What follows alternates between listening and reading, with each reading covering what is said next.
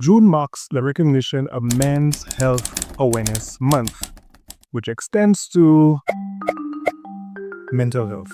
Now, today's topic took me down a psychological rabbit hole of exploring consciousness, awareness, short and long-term memory, OCD, and a number of other psychological areas. But I'll try to trim the fat and keep it as simple as possible. So today's topic will be focused on psychological mechanisms, and as a consequence of Men's Health Awareness Month, I decided to speak on an area that I wanted to touch a little later down the line, but here we are. So today, we'll be looking at suppression and repression. Now, I think like most people, suppression might be somewhat of a familiar term, but let's just make sure we're on the same page. Have you ever had an itch, and after you physically stopped scratching the area, you mentally told yourself, it's not that bad, or you try to distract the thought of the itch with another thought? How about this? Perhaps you're in an argument or a disagreement, and afterwards it left you with some negative emotion, so you try to replace those thoughts from the argument with happy thoughts.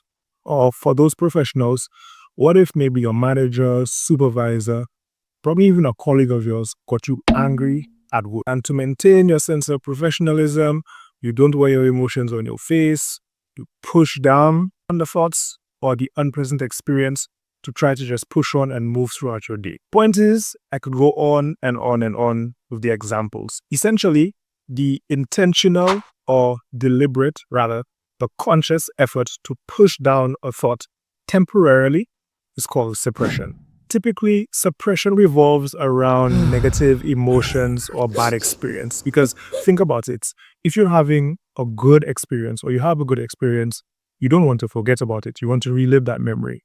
But if you're having a bad one, that's the one you tend to want to push down or suppress. Now, while the term suppression has been floating around the psychological zeitgeist since the inception of the discipline, it was popularized in the 1980s by a psychologist by the name of Daniel Wegner. Through his white bear experiment, he coined the term thought suppression. What is thought suppression? Basically, for Wegner's experiment, he had a bunch of participants come in and speak their minds freely.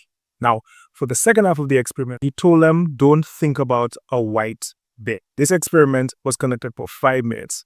And in the 5 minutes, anytime they thought about the white bear, they would either have to ring a bell or shout out, white bear. Interestingly enough, once persons were forced to not think about something or to suppress the thought about the white bear, they couldn't help but think about the white bear. There were occurrences between something like 15 to 20 times when participants would have thought about the white bear while trying not to think about the white bear. This basically showed a few things.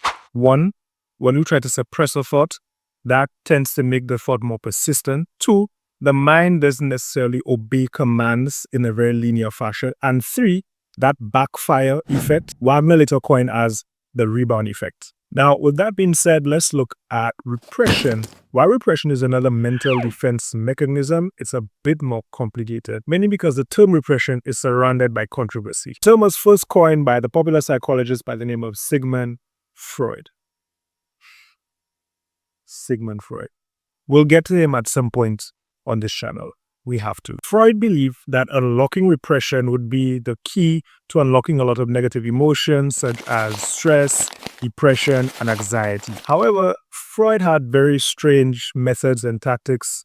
A lot of his treatments were very questionable, and that's where the controversy came from. What hasn't been debunked is the definition of repression in and of itself. So, what is repression? Similarly to suppression, it deals with burying negative or unpleasant thoughts or beliefs. The difference is, while suppression is a conscious effort to temporarily bury those thoughts or beliefs, repression is an unconscious effort on your mind's part. So with repression, the unacceptable thoughts and beliefs are subconsciously buried, leaving you with either pieces or reconstructed memories. So here's a few examples just to bring it home, right? 1.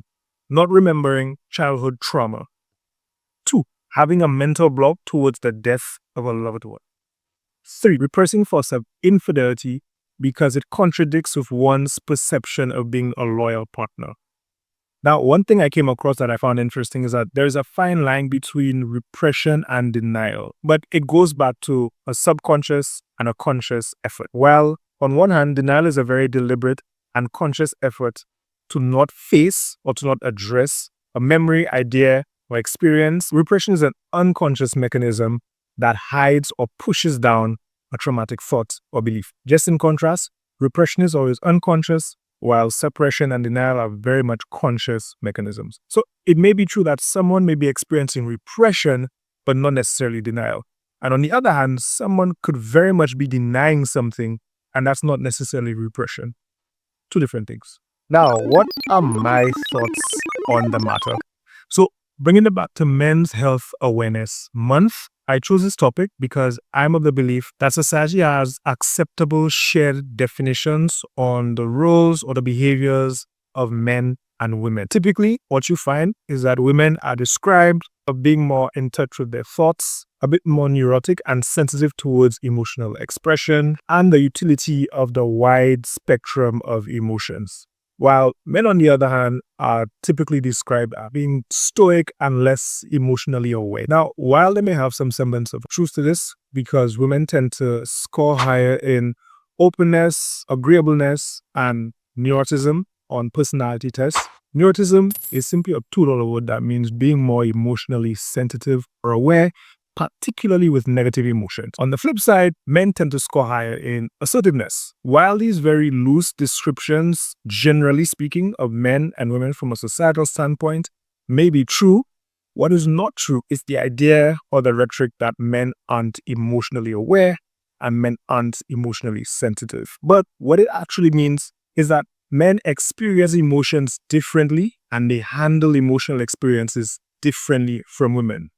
I'll say it again for the people at the back. Men are not void of emotions. Things affect us as well. We just handle them differently. That's all it is. And this is strongly tied to the topic today with suppression and repression. Oftentimes, we come across people who come off as cold or very hard, very harsh, less empathetic, not very emotional, not very warm. And we're of the belief, especially if it's a man, that, well, that's just a man. He's stoic, he's cold, he's harsh.